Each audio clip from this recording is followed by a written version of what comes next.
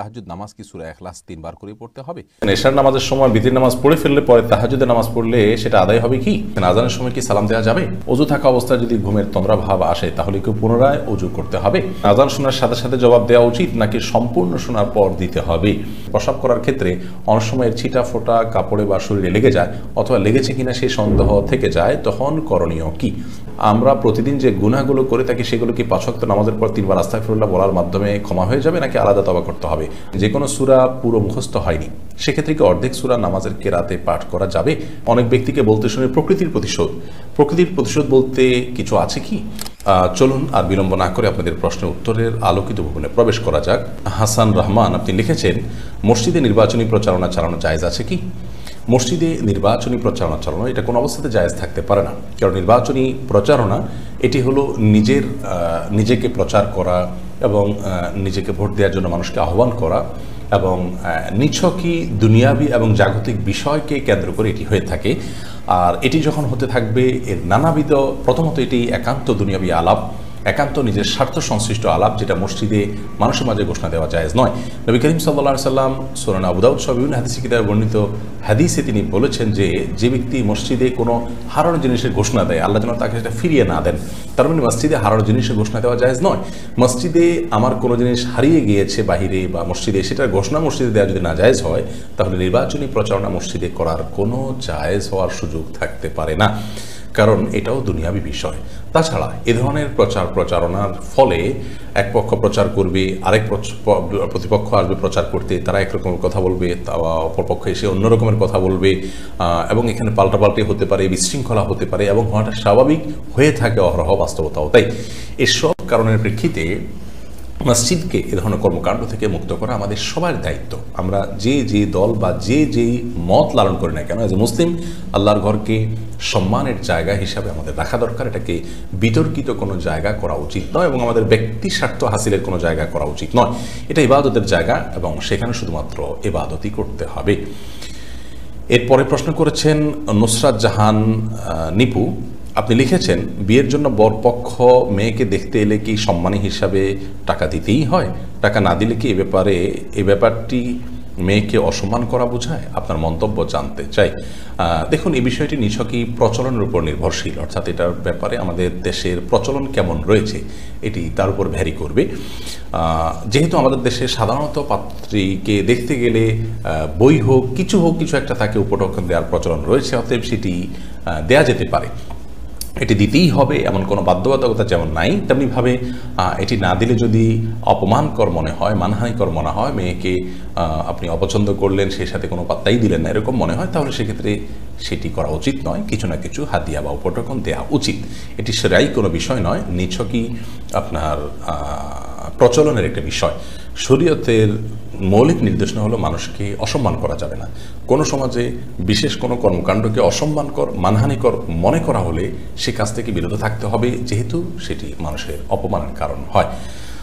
তবে বিয়েতে মেয়ে দেখতে গেলে, পাত্রী দেখতে গেলে তাকে কিছু দিতে হবে, এটা শরীয়তের কোনো নির্দেশ নয়। কেউ যদি না দেন এবং অপমান করা তার উদ্দেশ্য না হয়, বা এবং তিনি না দেওয়াতে তারা মেয়ে পক্ষ অপমানিত হবেন না, এরকম হয়, তাহলে সেক্ষেত্রে এটা না দিলে কোনো অসুবিধা নেই। এমনি সালেহিন আজাদ লিওন আপনি লিখেছেন, আজানের সময় কি সালাম দেওয়া যাবে? এর উত্তর হলো, আজানের সময় প্রত্যেক মুসলিমের কর্তব্য হলো আজানের বাক্যগুলো শুনতে পেলে তার জবাব দেওয়া, অর্থাৎ মুয়াজ্জিন যা বলে তা বলা।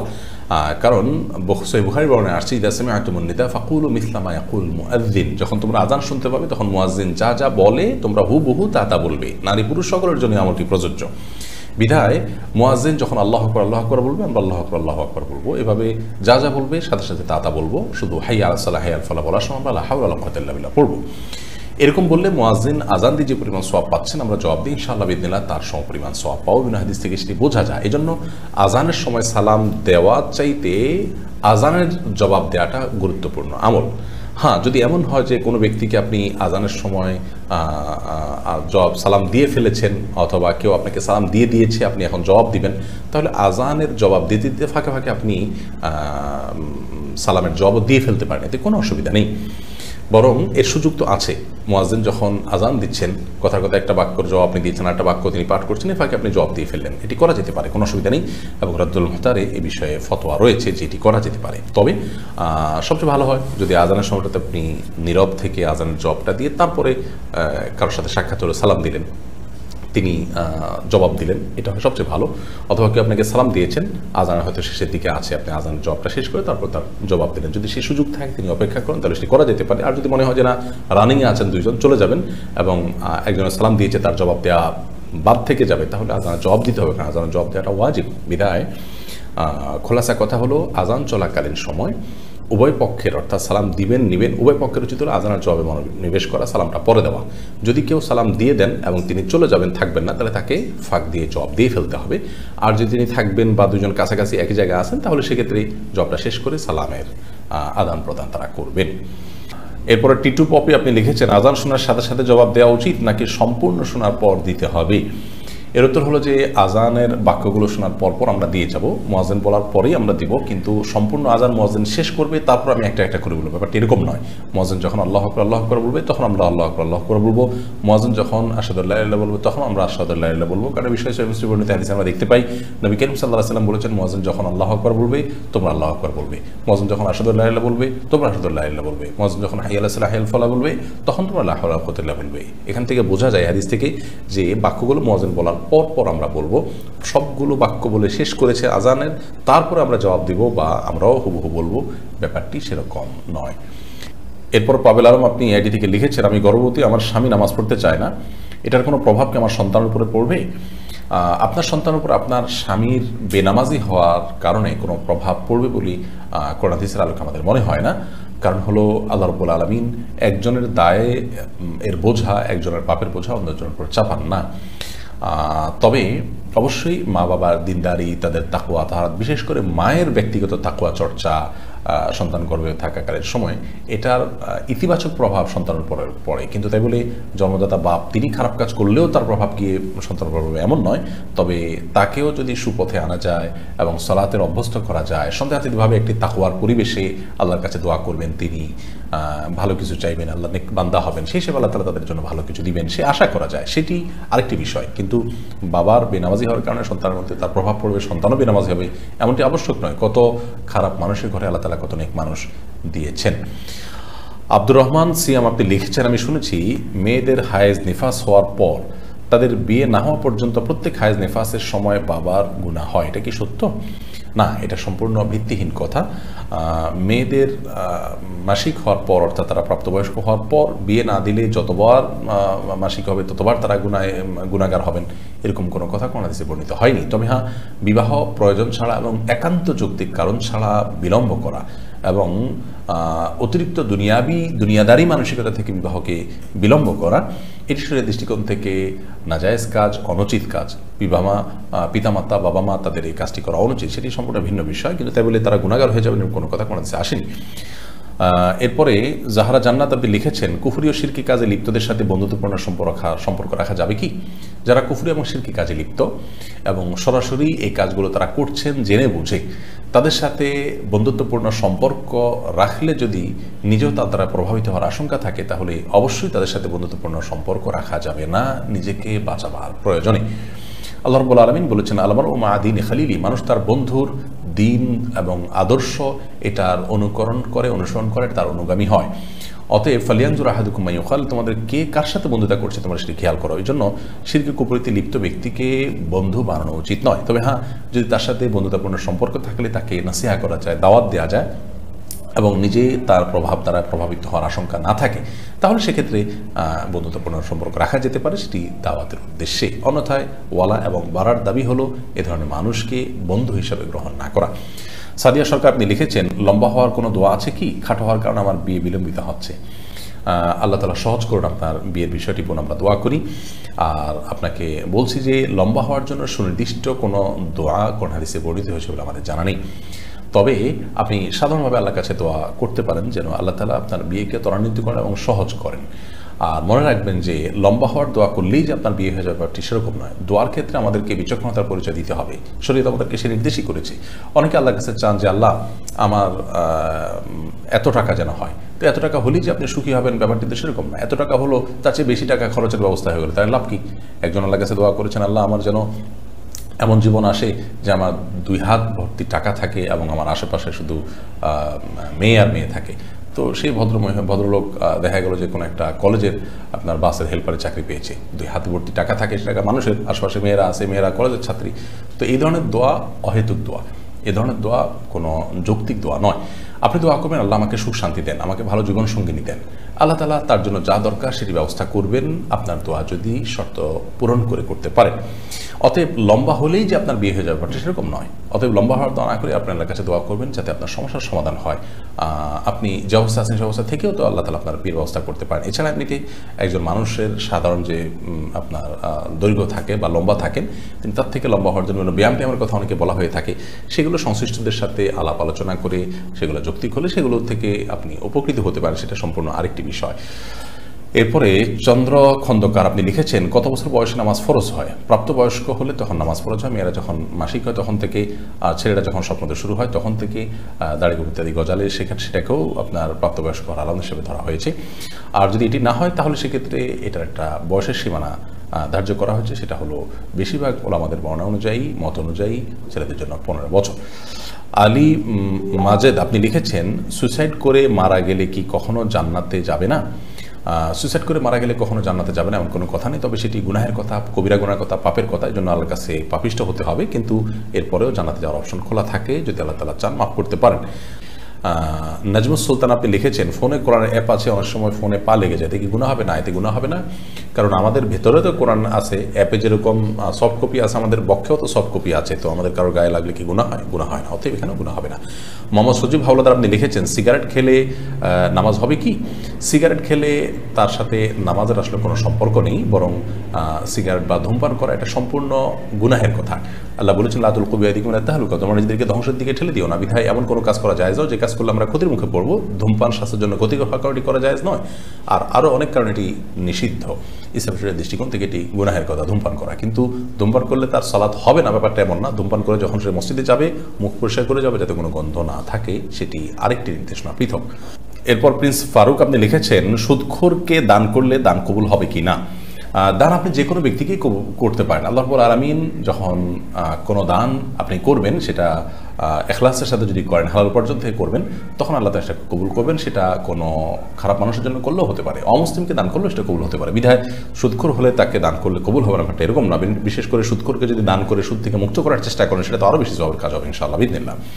উম্মে হাবিব আপনি লিখেছেন, হাজব্যান্ড সিগারেট খায়, এটা আমি অপছন্দ করি, আমি কি করতে পারি? আপনি তাকে বোঝাবেন, কাউন্সেলিং করবেন, নাসিহা করবেন, বায়না ধরবেন, ভালোবাসার যে দাবি, সে দাবি থেকে তাকে বিরত রাখার চেষ্টা করবেন। এরপরে যদি তিনি বিরত না থাকেন, তিনি গুনাহগার হবেন। আপনি যদি সবর করেন, আল্লাহর কাছে আপনি তার জন্য আজর পেতে পারেন, অর্থাৎ আপনি বিচ্ছেদ না আছে যদি সবর করেন, থাকতে পারেন আপনি। আর আপনি যদি চান যে না, তার সাথে আমি বসবাস করার সুযোগ নেই, আমার কষ্ট হয়, তাহলে আপনি বিচ্ছেদ চাইতে পারেন, সেটা হবে আপনার জন্য জায়েজ নিছক, যদি আপনার জন্য বসবাস করা অসম্ভব এবং সে যদি নাছোড় বান্দা হয়। এটা অনেক পরের স্টেপ এবং সর্বশেষ স্টেপ, কিন্তু মৌলিকভাবে এর জন্য আপনাকে দায়ী হতে হবে না, গুনাহগার হতে হবে না। রাবিয়া রহমান আপনি অস্ট্রেলিয়া থেকে 2টি প্রশ্ন করেছেন। প্রথম প্রশ্ন হলো, আপনার অজু থাকা অবস্থায় যদি ঘুমের তন্দ্রাভাব আসে তাহলে কি পুনরায় অজু করতে হবে? অজু থাকা অবস্থায় যদি ঘুমের তন্দ্রাভাব আসে আর আপনি কোনো কিছুর সাথে হেলান দেওয়া অবস্থায় না থাকেন কিংবা চিত হয়ে শুয়ে না থাকেন, তাহলে সেক্ষেত্রে আপনার অজু ভাঙবে না। বসে বসে যদি আপনি ঝিমান এবং সেই ঝিমুনির ফলে যদি আপনি এদিক সেদিকে হালকা ঢলেও যান, তাতেও আপনার অজু ভঙ্গ হবে না। তবে হ্যাঁ, ঝুমোতে যদি আপনি পড়ে যান তাহলে অজু ভঙ্গ হয়ে যাবে, অথবা হেলান দিয়ে যদি ঝিমিয়ে পড়েন তাহলে অজু ভঙ্গ হয়ে যাবে। আর যদি চিত হয়ে শুয়ে আপনি আপনার ঝিমিয়ে পড়েন, তাতে অজু ভঙ্গ হয়ে যাবে। অন্যথায় বসে বসে ঝিমালে অজু ভঙ্গ হবে না। আর দ্বিতীয় প্রশ্ন হলো, আপনার পবিত্র কোরআন পাঠ করার সময় যদি ছোট বাচ্চারা কোরআন ধরে বা ছুঁয়ে দেয়, তাহলে কি কোনো গুনাহ হবে বাচ্চার? বা আমার নিজের বাচ্চার তো গুনার প্রশ্নই নেই, কারণ তার কোনো খাতাই খোলেনি, প্রাপ্তবয়স্ক করার পর্যন্ত তার কোনো জবাবদিহিতাই নেই। আর আপনারও গুনাহ হবে না, কারণ হলো বাচ্চার জন্য কোরআন ওযু সহকারে স্পর্শ করার এই নির্দেশ তার জন্য প্রযোজ্য নয়, এটি প্রাপ্তবয়স্কের জন্য। আল্লাহ সমস্ত নির্দেশ প্রাপ্তবয়স্কের জন্য প্রযোজ্য, তার জন্য প্রযোজ্য নয়। তারপরেও কোরআনের অপমান হতে পারে, ছিঁড়ে ফেলতে পারে, সে এরকম হতে পারে, পানি ঢেলে দিতে পারে, এরকম যদি হয় তাহলে সেক্ষেত্রে তার নাগাল থেকে কোরআনকে আপনি দূরে রাখবেন। এমনিতে সে কোরআন ধরলে যে আপনি গুনাহগার হয়ে যাবেন, এটি সেরকম নয়। ইসলামী আইডি থেকে আপনি লিখেছেন, আমার বাসায় অজুর কোনো ব্যবস্থা নেই টয়লেট ছাড়া, আমার অজু হবে কি দয়া করে জানাবেন। টয়লেটের ভিতরে অজু করলেই যে অজু হবে না, ব্যাপারটা এরকম না। আমরা এই বিষয়টাকে অনেকে ভুল বুঝি। টয়লেটে অজু করলে বিসমিল্লাহ বলতে পারবেন না, মনে মনে বলবেন, বাস এটুকু। আর যেহেতু বিসমিল্লাহ বলতে পারবেন না, তাহলে অজুটাতে সুন্নাতের খেলাফ থাকছে, এই জন্য বাইরের থেকেই অন্তত বিসমিল্লাহ বলে হাত মুখ ধুয়ে তারপরে টয়লেটে গিয়ে পাউটা তুলেন, সেটা করা উত্তম। আর যদি সেই ব্যবস্থা না থাকে তাহলে টয়লেটে অজু করলে অজু হয়ে যাবে। এমনকি বিসমিল্লাহ মুখে আপনি উচ্চারণ করবেন না, যেহেতু টয়লেটে আল্লাহর নাম নেওয়া উচিত নয়, তাতেও আপনার অজু হয়ে যাবে। বিষয়টা হলো উত্তমের বিষয়। এরপর আফরোজা সুলতান আপনি লিখেছেন, এশার নামাজের সময় বিতির নামাজ পড়ে ফেললে পরে তাহাজ্জুদের নামাজ পড়লে সেটা আদায় হবে কি? মৌলিকভাবে সুন্নাহ হলো, কেউ যদি ভোর রাতে উঠে তাহাজ্জুদের সালাত পড়বেন, সেই ইচ্ছা এবং নিয়ত থাকে এবং তিনি ভোর রাতে উঠে তাহাজ্জুদ আদায় করতে পারবেন এবং এই মর্মে তার নিজের প্রতি নিজের আত্মবিশ্বাস থাকে, প্রবল সম্ভাবনা থাকে, তাহলে তিনি ভিতরের সালাতকে রেখে দিবেন, অর্থাৎ এশা এবং সুন্নাত পড়ে শুয়ে পড়বেন এবং ভোর রাতে উঠে আল্লাহ যতটুকু তৌফিক দেন তাহাজ্জুদ সালাত আদায় করার পর ভিতির পড়ে রাতের সালাতকে শেষ করবেন, তারপরে শুধু ফজরের জন্য অপেক্ষা করবেন। এটি হলো সুন্নাহ। কারণ নবী করিম সাল্লাল্লাহু আলাইহি ওয়াসাল্লাম বলেছেন, এই জালু আখিরা সালাতিকুম বিল্লাইলি বিতরা, তোমাদের রাতের শেষ সালাত হিসাবে ভিতরের সালাতকে তোমরা রাখবে, অর্থাৎ ভিতরের সালাত দিয়ে রাতের সালাতকে পরিসমাপ্ত করবে। এজন্য এটা হলো সুন্নাহ। ভোর রাতে আপনি তাহাজ্জুদ পড়বেন এবং ওঠার সম্ভাবনা প্রবল আছে, এরকম হলে আপনি ভিতর পড়বেন না, বরং অপেক্ষা করবেন। আর যদি এমন হয় যে ভোর রাতে আপনি তাহাজ্জুদের জন্য উঠতে পারেন কি না পারেন, আপনার এটা নিয়ে যথেষ্ট আশঙ্কা হয় এবং নিজের প্রতি নিজের আত্মবিশ্বাস না থাকে, তাহলে সেক্ষেত্রে আপনি ভিতরের সালাত পড়ে ফেলবেন এশার পরে সুন্নাতের পাশাপাশি, এবং ভোর রাতে আল্লাহ যদি ওঠার তৌফিক দেন তখন আপনি তাহাজ্জুদের সালাত আদায় করতে চাইলে করতে পারবেন, তাতে তাহাজ্জুদ আদায় হবে ইনশাআল্লাহ বিইذনিল্লাহ। কারণ মৌলিকভাবে বিতির শেষে পড়া উত্তম হলেও কখনো যদি কেউ বিতির আগে পড়ে ফেলার পর তাহাজ্জুদ পড়ার সুযোগ তৈরি হয়, তাহলে তাহাজ্জুদ পড়া যাবে। এই বিষয়টিও হাদিস দ্বারা স্পষ্টত প্রমাণিত আছে। উম্মে কুলসুম শিখ আপনি লিখেছেন, স্বামীর কাছে অনুমতি নিয়ে ভ্রু প্লাগ করা কি গুনাহ হবে? যে বিষয়টি শরীয়ত জায়েজ করেনি, সে বিষয়টি স্বামীর অনুমতি সাপেক্ষেও জায়েজ হবে না। এরপর কে আকাশ এআড়ি থেকে আপনি লিখেছেন, একজন দিনদার জীবনসঙ্গী কিভাবে পাবো? দিনদার জীবনসঙ্গী বা সঙ্গিনী পাওয়ার জন্য সর্বপ্রথম নিজেকে দিনদার হওয়ার চেষ্টা করতে হবে এবং নিজে ভালো মানুষ হওয়ার চেষ্টা করতে হবে, নিজের চরিত্রকে ভালো রাখার চেষ্টা করতে হবে, পূর্বের গুনাহের জন্য আল্লাহর কাছে ইস্তেগফার করে ক্ষমা চেয়ে তওবায়ে নাসুহা বা খাঁটি তওবা করতে হবে। দ্বিতীয়ত, দিনদার জীবনসঙ্গী পাওয়ার জন্য বা সঙ্গিনী পাওয়ার জন্য সূরা ফুরকানের ৭৪ নম্বর আয়াতে যে দোয়া শেখানো আছে, রব্বানা হাব লানা মিন আজওয়াজিনা ওয়া যুররিয়্যাতিনা কুররাতা আ'ইউন ওয়াজআলনা লিল মুত্তাকিনা ইমামা, এই দোয়া বেশি বেশি করে পাঠ করতে হবে। সেই সাথে দিনদার জীবনসঙ্গী সঙ্গিনী পাওয়ার জন্য দিনই সার্কেল মেনটেন করতে হবে, দিনই সমাজ, দিনই পরিবেশ, দিনই বন্ধুবান্ধব, এটা যখন মেনটেন করবেন তখন তাদের মাধ্যমে দিনদার মানুষদের সন্ধান আপনি খুঁজে পাবেন এবং তাদের মাধ্যমে আপনি ভালো মানুষ পেতে আপনার জন্য সহজ হবে ইনশাআল্লাহ বিইذনিল্লাহ। এর পাশাপাশি সাধারণভাবে আল্লাহর কাছে দোয়া করতে থাকবেন, ইনশাআল্লাহ বিইذনিল্লাহ আল্লাহ তাআলা ব্যবস্থা করবেন। বিচক্ষণতার সাথে জীবনসঙ্গী সঙ্গে নির্বাচন করতে হবে, তাদের বিষয়ে ভালো করে খবর নিতে হবে। দিনদারিতা শুধুমাত্র যেন বাহ্যিকভাবে না হয়, ভেতরেই যেন দিনদারিতা থাকে, সেজন্য খুব ভালোভাবে অনুসন্ধান এবং যাচাই বাছাই করে পরীক্ষা নিরীক্ষা করে সিদ্ধান্ত নিতে হবে। সেই সাথে ইস্তেখারার মাধ্যমে আপনি বিবাহ করতে পারেন। এই কাজগুলো আপনি যখন করবেন ইনশাআল্লাহ বিইذনিল্লাহ ভালো জীবনসঙ্গী বা সঙ্গিনী পাওয়া সহজ হবে।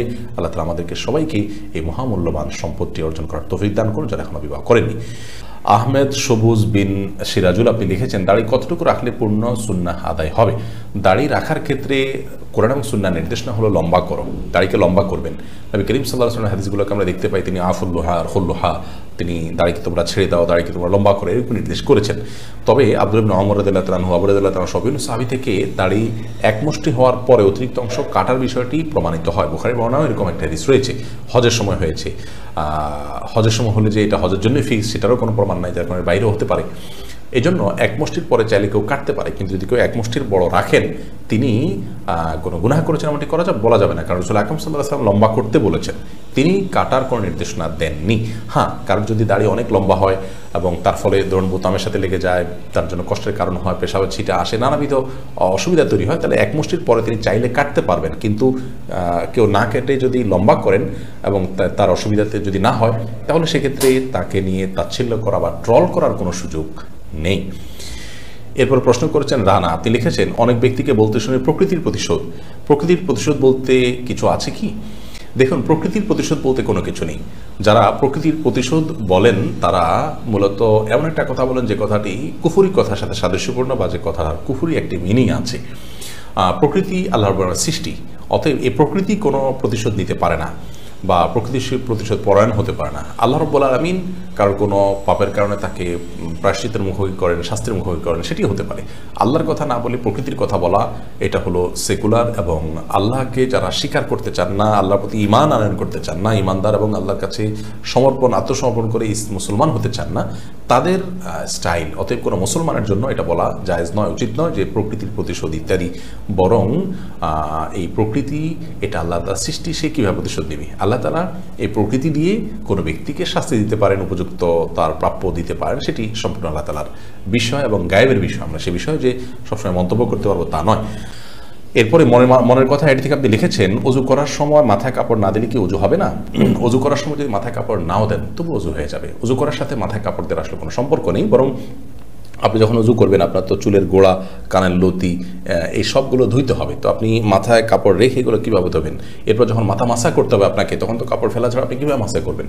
অতএব অজু করার সময় মেয়েরা মাথায় কাপড় দিতে হবে এমন কোনো বাধ্যবাধকতা নেই। যারা এমনটি বলে থাকেন সেটা নিছকই তাদের ভুল ধারণা। বরং মাথায় কাপড় ফেলেও তিনি অজু করতে পারেন, আর মাথায় কাপড় রেখেও অজু করতে পারেন। তবে মাসা করার সময় হয় কাপড়ের ভিতর দিয়ে মাসা করবেন, আর কাপড় সরিয়ে মাসা করবেন। কিন্তু মাথায় কাপড় না থাকা অবস্থায় অজু করলে কোনো অসুবিধা হবে না।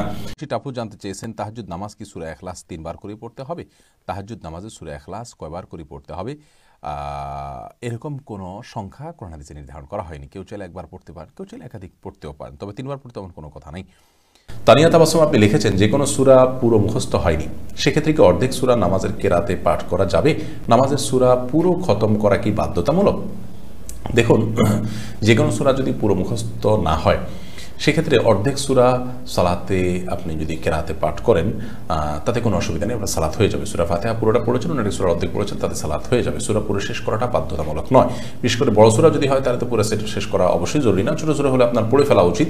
যদি আপনার মুখস্থ না থাকে, যেটুকু মুখস্থ আছে পড়েছেন, তারপর আপনি রুকুতে গেছেন, তাতে সালাত হয়ে যাবে। কিন্তু এমন জায়গায় থামবেন না যেখানে থামলে অর্থ বিকৃত হয়ে যেতে পারে।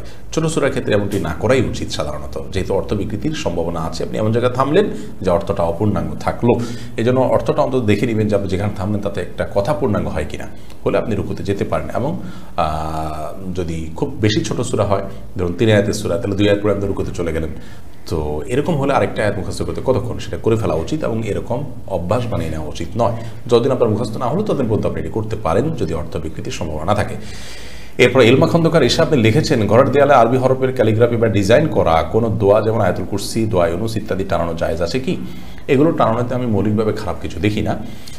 হারামাইনের বিভিন্ন দেয়ালে ও কোরআন কারীমের বিভিন্ন আয়াতের অংশ বিশেষ লেখা আছে, এবং আপনারা জানেন যে কাবার যে গিলাফ, সেখানেও কোরআন কারীমের আয়াত লেখা আছে। তো কোরআন কারীমের আয়াত লেখা থাকলে সেটাকে মানে ঝুলিয়ে রাখা, টাঙিয়ে রাখা সম্মানজনক পাবে, এটাতে কোনো দোষী কিছু দেখি না আমি। অনেকে বাধা দেন বা নিষেধ করেন, তারা কৃষি ভিত্তিতে নিষেধ করেন আমি জানি না। শরীয়তে কোনো কিছু নিষেধ করতে হলে তার কোনো ভিত্তি এবং রেফারেন্স থাকতে হয়। কোরআন কারীমের আয়াতকে উন্মুক্তভাবে দেওয়ার লেখা থাকলো, সেটা দেখে আমি পড়লাম, মনে হলো আমার সেটার কথা, এটাতে কোনো অসুবিধা নেই। তবে হ্যাঁ, কোরআন আয়াতকে নিছক শোভাবর্ধনের উদ্দেশ্যে রাখলেন, জাস্ট আপনার সৌন্দর্যের জন্য রাখছেন, সেটা নয়। যদি আপনি কোরআনের মহব্বতে, যে আমি এটা খোলা থাকলে দেখলে এটা পড়তে ইচ্ছা করবে, দেখে পড়বো, এটা প্রতি মহব্বত বাড়বে, সেই জন্য আপনি করতে পারেন সম্মানের জায়গা থেকে। রাহিমা জাহান রাহি আপনি লিখেছেন, প্রস্রাব করার ক্ষেত্রে অনেক সময় ছিটা ফোটা কাপড়ে বা শরীরে লেগে যায়, অথবা লেগেছে কিনা সেই সন্দেহ থেকে যায়, তখন করণীয় কি? দেখুন, কাপড়ের ছিটা ফোটা যদি আপনার লেগে যায় নিশ্চিত, তাহলে সেক্ষেত্রে খুব ছোট ছিটা লাগলে সেটা নিয়ে আপনার অরিড হওয়ার কোনো কারণ নেই, সালাত হয়ে যাবে। ধরুন আপনার সুইয়ের আগে যে পরিমাণ লাগলে কোনো অসুবিধা নেই। আর যদি অনেক বেশি লাগে, বড় ফোঁটা লাগে বা অনেক ফোঁটা পড়ে, তাহলে সেক্ষেত্রে যে জায়গা পড়ছে সেই জায়গাটা ধুয়ে ফেলবেন। আর যদি আপনার নিছক সন্দেহ হয়, কিন্তু আপনি নিশ্চিত না হন যে আদৌ লেগেছে কি লাগেনি, তাহলে সেক্ষেত্রে এই সন্দেহের ভিত্তিতে আপনি এটাকে নিয়ে আপনি অরিড হওয়ার কোনো কারণ নেই। নিশ্চিত না হলে সেটা আপনার নাপাক হিসাবে ধরা হবে না। কলি এই আইডি থেকে আপনি লিখেছেন, শুক্রবারে মসজিদে জুমা শেষ হওয়ার আগে ঘরে মহিলাদের জোহর আদায় করা উচিত না, এই কথাটা কতটুকু সত্যি? এটা সম্পূর্ণ ভিত্তিহীন কথা। ওয়াক্ত হওয়ার পরেই মেয়েরা সালাত আদায় করতে পারবেন। মসজিদে জামাত হলো কি হলো না জুমার, সেটার জন্য জুমার দিনে জোহর আদায় করার জন্য অপেক্ষা করার কোনো প্রয়োজন নেই। শাইমা আক্তার সুমি আপনি লিখেছেন, গোপন গুনাহ থেকে বাঁচার উপায় কি? গোপন গুনাহ থেকে বাঁচার অনেকগুলো উপায় আছে। তোমাদের থেকে প্রথম উপায় হলো যে গোপন গুনাহ হয়ে থাকে গোপনে, এজন্য যথাসম্ভব নির্জনতা অ্যাভয়েড করে থাকতে হয়। তাহলে ইনশাআল্লাহ বিদিনিল্লাহ গোপন গুনাহ থেকে বাঁচা সহজ হবে। আজকাল গোপন গুনাহতে আমরা অনেকে লিপ্ত। বাহ্যিকভাবে আমাদেরকে মানুষ ভালো জানে, ভালো মানুষ সাজিয়ে মানুষের কাছে, কিন্তু আমি ভেতরে ভেতরে গোপন করছি, গুনাহ করছি। এই জন্য নির্জনে গেলে আপনার দ্বারা কিছু গুনাহ হয়, তাহলে আপনি নির্জনতা অ্যাভয়েড করবেন। যেই অ্যাপ আপনার কাছে থাকলে আপনি সেই অ্যাপের মাধ্যমে গুনাহে লিপ্ত হন, সেই অ্যাপটা আপনি ডিলিট করে ফেলবেন। এভাবে গুনাহের যে উপকরণ, মাধ্যম এবং উপায় আছে, সেগুলো থেকে আপনি নিজেকে যদি দূরে সরাতে পারেন এবং আপনি যদি এবারে কঠোর সিদ্ধান্ত নিতে পারেন, ইনশাআল্লাহ বিদিনিল্লাহ আপনি বাঁচতে পারবেন, বাঁচাটা সহজ হবে। সেই সাথে আপনি ভালো পাওয়ারফুল তাকওয়াওয়ালা মানুষদের সান্নিধ্য আপনি অর্জন করবেন। এটি এই গোপন গুনাহ থেকে বাঁচার জন্য অত্যন্ত অত্যন্ত কার্যকর একটা উপায়। যাদের তাকওয়ার লেভেলটা অনেক উপরে, অনেক হাই, যারা অনুত্তম কাজ থেকেও বেঁচে থাকার চেষ্টা করেন, এরকম মানুষগুলোর খুব বেশি সান্নিধ্য আপনি নেবেন, ইনশাআল্লাহ আপনারা সহজ হবে।